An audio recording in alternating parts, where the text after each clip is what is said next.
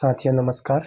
एक बार फिर पुनः आपके बीच छोटी छोटी वीडियो के माध्यम से महत्वपूर्ण टॉपिक को, महत्वपूर्ण बिंदु को परीक्षा की दृष्टि से एक बार फिर आज आपके बीच नया टॉपिक लाए हैं। सतत एवं व्यापक मूल्यांकन, continuous and comprehensive evolution, CCE के बारे में कुछ महत्वपूर्ण तथ्यों पर आज हम चर्चा करेंगे।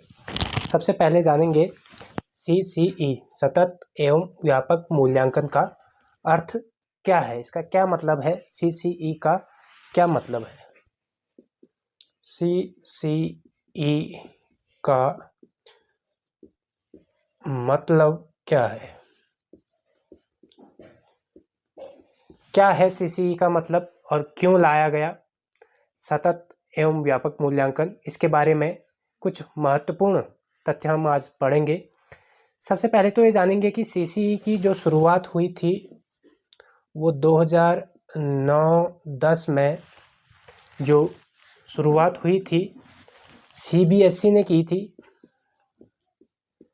ठीक है, और क्लास 9th से इसकी शुरुआत की थी, ठीक। तो CCE का जो शुरुआत हुई थी 2009 और 10 में, CBSE ने क्लास 9 से शुरुआत की थी, ठीक है। तो ये तो एक महत्वपूर्ण बेसिक जानकारी है। CCE के बारे में जो महत्वपूर्ण है, जो हमने पढ़ना है, वो क्या है कि CCE को लागू करने का जो उद्देश्य था, वो उद्देश्य क्या था। CCE को लागू करने के उद्देश्य, CCE को लागू करने के क्या उद्देश्य थे, इस पर आज हम चर्चा करेंगे, ठीक है। तो सबसे पहले CCE को लागू करने का क्या ज़रूरत पड़ गई कि हमें CCE को लागू करना पड़ा, सतत व्यापक मूल्यांकन को। तो एक तो क्या था कि बच्चों में परीक्षा के प्रति जो फोबिया, जो डिप्रेशन का भाव था, उसको खत्म करना इसका सबसे महत्वपूर्ण उद्देश्य था, कि भय के माहौल को खत्म करना। परीक्षा के में अक्सर देखा जाता था कि बच्चा बेहद तनाव में रहता था और एक भय का माहौल उसके अंदर बना रहता था। तो उस भय के माहौल को खत्म करके, ताकि बच्चा तनाव में ना रहे, ताकि बच्चे को लगे कि परीक्षा में कोई भय नहीं है, कोई अवसाद नहीं है, बल्कि यह क्या है, उत्साह का एक क्या है, समारोह है। डिप्रेशन को खत्म करने के लिए सरकार ने CCE को लागू किया। एक तो सबसे महत्वपूर्ण इसका महत्वपूर्ण उद्देश्य यह है कि परीक्षा के प्रति बच्चों का जो तनाव का माहौल, जो भय का माहौल हो रहा था, इसको खत्म करने के लिए, जो बच्चे 9th में 10th में बोर्ड परीक्षाओं में जो भय का माहौल बच्चों के प्रति बन रहा था, उस माहौल को कम करने के लिए क्या किया गया, CCE को लागू करने का एक सबसे पहला जो उद्देश्य था वो ये है। दूसरा, NCF 2005 और RTE 2009, NCF 2005 और RTE 2009, NCF 2005 और RTE 2009 में इसका क्या किया गया, भरपूर समर्थन किया गया है, ठीक है। ये और RTE 2009 में ये कहता है कि बच्चों में परीक्षा के प्रति भय को समाप्त करना। वो ये कहता है कि बच्चों में परीक्षा के प्रति जो भय है, के प्रति भय, इसको क्या करना है, खत्म करना है पूरी तरीके से। बच्चों में परीक्षा के प्रति भय को खत्म करना, शिक्षा में गुणवत्ता की व्यवस्था करना, शिक्षा में गुणवत्ता की व्यवस्था करना, शिक्षा में गुणवत्ता की व्यवस्था करना, बच्चों के सर्वांगीण विकास पे बल देना,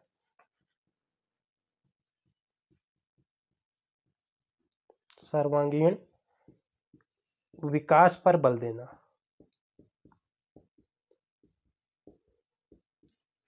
NCF 2005 क्या कहता है कि परीक्षा में बच्चों के प्रति भय को खत्म करना है, शिक्षा में गुणवत्ता की, उचित गुणवत्ता की व्यवस्था करनी है, बच्चों के सर्वांगीण विकास पर बल देना है, बालक में विद्यालय के प्रति क्या करना है, ठहराव को सुनिश्चित करना है, नामांकन को बढ़ाना है, बालक में विद्यालय के प्रति ठहराव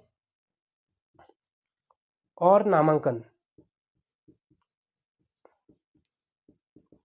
यानी दाखिले की जो प्रक्रिया है उसे आसान बनाना है। ठीक है, ये सब इसके क्या है, सामान्य उद्देश्य हैं। परीक्षा के प्रति भय को समाप्त करना सीसीई का क्या है, मूल उद्देश्य है। सीसीई का मूल उद्देश्य परीक्षा के प्रति भय को समाप्त करना। ठीक, तो सीसीई का जो मूल उद्देश्य है वो यह है कि परीक्षा के प्रति जो विद्यार्थी का जो भय है वो समाप्त करना है। ठीक है, तो अब ये तो बेसिक सी बातें थी सीसीई के बारे में, बहुत बड़ा टॉपिक है सीसीई, तो हमने केवल उन्हीं पर चर्चा करनी है जहाँ से क्वेश्चन बन सकते हैं। तो आइए देखते हैं कि एग्जाम में प्रश्न किस तरीके से बनते हैं, और सीसीई के बारे में जो चीज़ें हमें समझनी है उसे हम एक बार समझ लेते हैं। आइए देखिए, सीसीई के बारे में परीक्षा की दृष्टि से जो महत्वपूर्ण है वो हमें देख लेते हैं हम एक बार।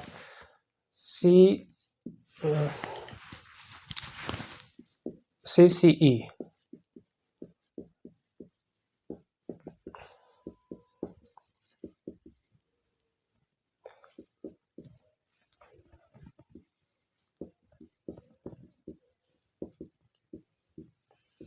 परीक्षा की दृष्टि से जो महत्वपूर्ण क्या क्या चीज़ें इसमें बन सकती हैं, इसमें वो चीज़ हमें समझ लेनी है। एक तो हमें समझ लेना है कि सीसीई में हमें दो चीज़ें समझनी है, एक तो है सतत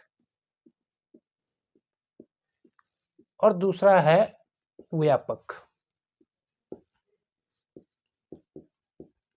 दो चीज़ें हमें सीसीई में समझ लेनी है, मूल्यांकन हम कुछ समझ जाएंगे। ठीक है, सतत का क्या मतलब है, सतत का क्या मतलब है,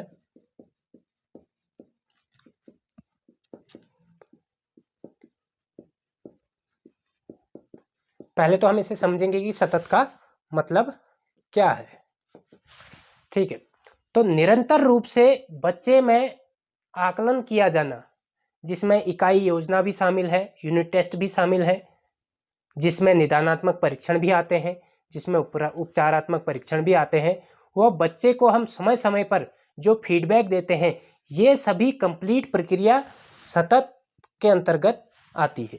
ठीक है, सतत के अंतर्गत क्या आती है, इसमें जो बच्चे का निरंतर रूप से हम क्या करते हैं, आकलन करते हैं, निरंतर रूप से आकलन करना,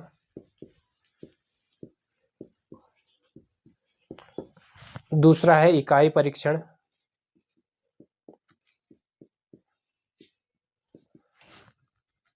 तीसरा है उपचारात्मक,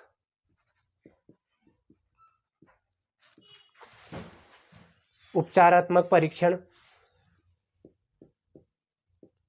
और चौथा है जो फीडबैक हम बच्चे को देते हैं, फीडबैक। ठीक, तो निरंतर रूप से बच्चे का आकलन करना, और एक और है इसमें पांचवा है इकाई योजना, इकाई योजना। ठीक, निरंतर रूप से बच्चे का आकलन किया जाना, जिसमें इकाई योजना शामिल है, जिसमें आपका निदानात्मक परीक्षण भी आते हैं, जिसमें उपचारात्मक परीक्षण भी आते हैं, वह बच्चे को हम समय समय पर जो फीडबैक देते हैं, ये सभी कंप्लीट प्रक्रिया को हम क्या कहते हैं, सतत शब्द कहते हैं। ये सभी जो कंप्लीट प्रक्रिया है यह सतत शब्द को परिभाषित करती है। ठीक, अगला हम देख लेते हैं व्यापक। व्यापक, सतत तो हमने समझ लिया, व्यापक किसे कहते हैं इसे एक बार हम समझ लेते हैं।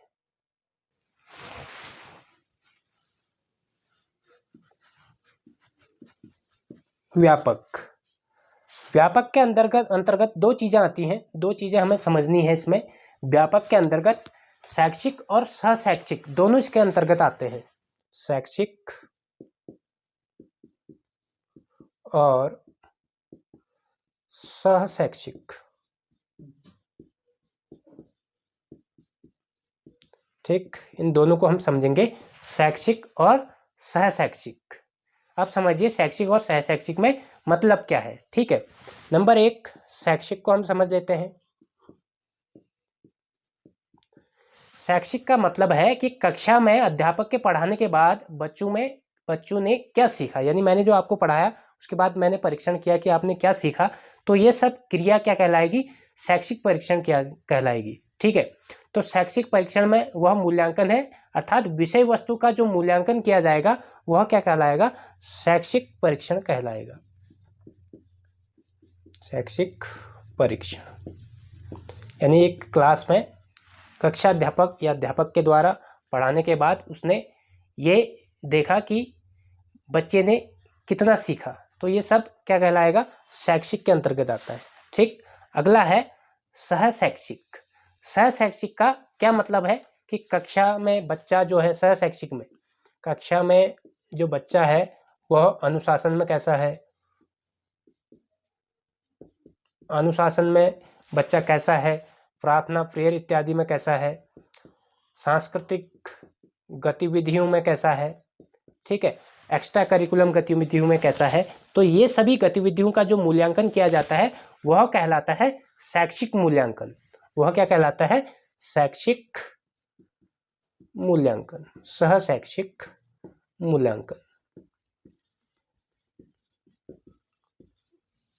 ठीक, तो इस प्रकार व्यापक शब्द कक्षागत मूल्यांकन तथा कक्षा के बाहर के मूल्यांकन को परिभाषित करता है। कक्षागत मूल्यांकन, शैक्षिक मूल्यांकन और कक्षा के बाहर के मूल्यांकन को दोनों को परिभाषित करता है। ठीक, अगला है सतत, हमने पढ़ लिया है, व्यापक हमने पढ़ लिया है, तीसरा शब्द खुद इसमें जोड़ लेते हैं, मूल्यांकन, इवोल्यूशंस, मूल्यांकन इसमें जोड़ लेते हैं। ठीक, सतत और व्यापक, सतत और व्यापक इन दोनों के आधार पर जो डिसीजन दिया जाता है वह क्या कहलाता है, सीसीई का जो है शाब्दिक अर्थ बन जाता है सीसीई। सतत और व्यापक के आधार पर जो मूल्यांकन, जो निर्णय देने की जो प्रक्रिया है वह क्या कहलाता है, मूल्यांकन कहलाता है। ठीक, अगला हम देखते हैं कि सीसीई में मूल्यांकन होता किस प्रकार से है। सीसीई में मूल्यांकन में हम 3 प्रकार के मूल्यांकन की बात करते हैं। वे कौन कौन से हैं वो देखते हैं। सीसीई में मूल्यांकन, सीसीई में मूल्यांकन 3 प्रकार से होता है। सीसीई में जो मूल्यांकन होता है वो 3 प्रकार से होता है। कौन कौन सा होता है उसे देख लेते हैं हम। ठीक, पहला जो मूल्यांकन होता है सतत और व्यापक मूल्यांकन में, जो पहला मूल्यांकन है उसे हम कहते हैं बेस लाइन इवोल्यूशन यानी आधार रेखा मूल्यांकन। आधार रेखा मूल्यांकन,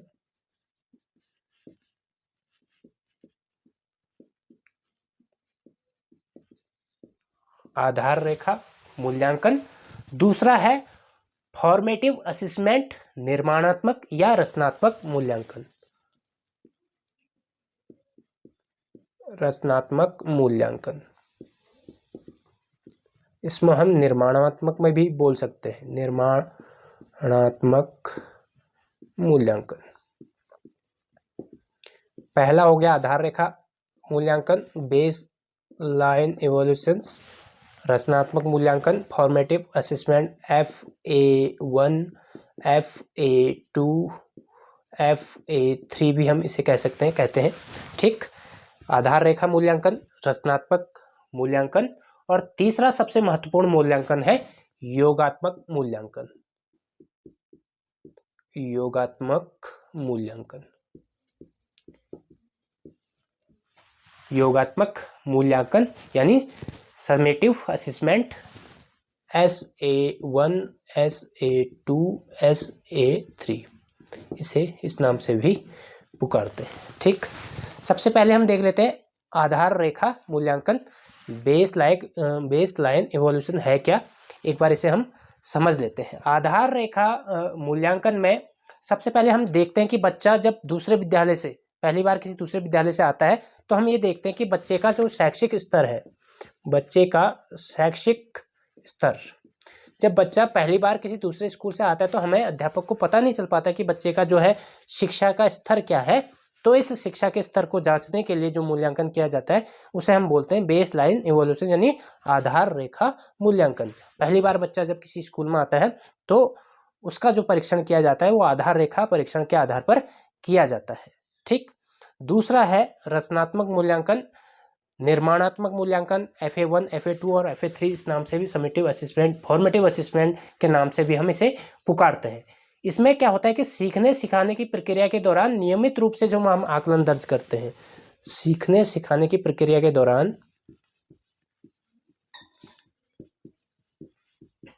सीखने सिखाने की प्रक्रिया के दौरान नियमित जो आकलन किया जाता है, नियमित रूप से आकलन करना, सीखने सिखाने की प्रक्रिया के दौरान नियमित रूप से आकलन दर्ज करना कि बच्चा कितना सीख रहा है, नियमित रूप से उसका आकलन दर्ज करने की जो प्रक्रिया है, फॉर्मेटिव असेसमेंट उसे हम बोलते हैं। यह निदानात्मक भी होता है और उपचारात्मक भी होता है।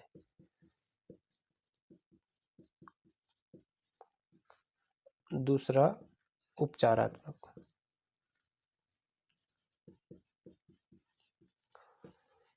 ये दोनों होता है, निदानात्मक भी और उपचारात्मक भी। तीसरा है इसमें, तीसरा और अंतिम, जिसे हम महत्वपूर्ण बोलते हैं, महत्वपूर्ण परीक्षण है, जिस आधार पर परीक्षण होता है, समेटिव असेसमेंट, जिसे हम SA1, SA2, SA3 के नाम से भी पुकारते हैं। योगात्मक मूल्यांकन इसे कहते हैं। ठीक, निर्धारित समय में निर्धारित पाठ्यवस्तु का किया जाने वाला मूल्यांकन, निर्धारित समय में निर्धारित पाठ्यवस्तु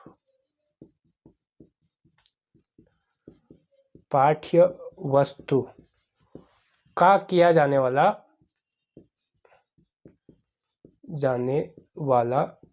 मूल्यांकन। इसे हम बहुत अच्छे समझ सकते हैं। जो हमारी अर्धवार्षिक, 6 माही और वार्षिक जो परीक्षाएं होती हैं, वो योगात्मक मूल्यांकन का एक बहुत ही अच्छा उदाहरण है। ठीक, तो निर्धारित समय में निर्धारित पाठ्यवस्तु का किया जाने वाला जो मूल्यांकन है, इसमें हम अर्धवार्षिक परीक्षा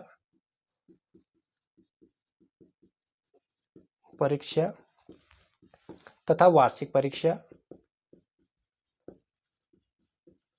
दोनों शामिल हैं। ठीक, ये योगात्मक मूल्यांकन के तहत ही होते हैं। ठीक, तो योगात्मक मूल्यांकन, समेटिव असेसमेंट ये था। ठीक है, तो एक बार हम पुनः रिवीजन कर लेते हैं। CCE में मूल्यांकन 3 प्रकार से होता है: बेसलाइन इवोल्यूशन, आधार रेखा मूल्यांकन, रचनात्मक मूल्यांकन, योगात्मक मूल्यांकन। बेसलाइन में बच्चे जब पहली बार स्कूल आता है, उसके शैक्षिक स्तर को जांचने के लिए हम जो उसका जो परीक्षण करते हैं वो आधार रेखा मूल्यांकन कहलाता है। रचनात्मक मूल्यांकन में बच्चे को सीखने सिखाने की प्रक्रिया के दौरान नियमित रूप से उसका आकलन किया जाता है, और यह निदानात्मक भी हो सकता है, उपचारात्मक दोनों होता है। तीसरा है योगात्मक, यानी समेटिव असेसमेंट, निर्धारित समय में निर्धारित जो करिकुलम है, पाठ्यवस्तु है, का किया जाने वाला जो मूल्यांकन है। इसमें वार्षिक परीक्षाएं, अर्धवार्षिक परीक्षाएं दोनों ही शामिल हैं। तो आशा करता हूं कि आज की यह शॉर्ट वीडियो आपको अच्छी लगी होगी, और जल्द मिलेंगे एक नई वीडियो के साथ, एक नए टॉपिक के साथ। तब तक के लिए धन्यवाद, और पॉजिटिव रहिए। और पॉजिटिव होके, जैसे कि मैं हमेशा अपने लेक्चर में कहते रहता हूँ कि कोई भी परीक्षा देनी है आपने, जब तक आप पॉजिटिव लोगों के माहौल में नहीं रहेंगे, तब तक आप उस परीक्षा को क्रैक नहीं कर सकते। तो ज़्यादा से ज़्यादा पॉजिटिव लोगों के बीच में रहिए। धन्यवाद।